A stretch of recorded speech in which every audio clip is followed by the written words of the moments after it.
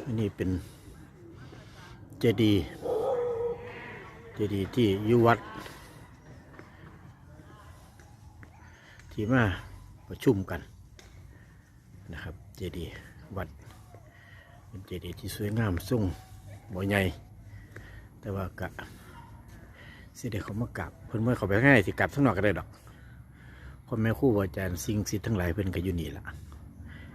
พ่อใหญ่มาหลายมือแล้วสิมากราบมาไหว้เพิ่นก็ยังบ่ได้มีโอกาสสักเทื่อนึงมื้อนี้ก็สิมากราบข้างนอกนี่ละบ่ได้เข้าไปก็ได้สาธุพ่อแม่ครูอาจารย์สิ่งศิษย์ทั้งหลาย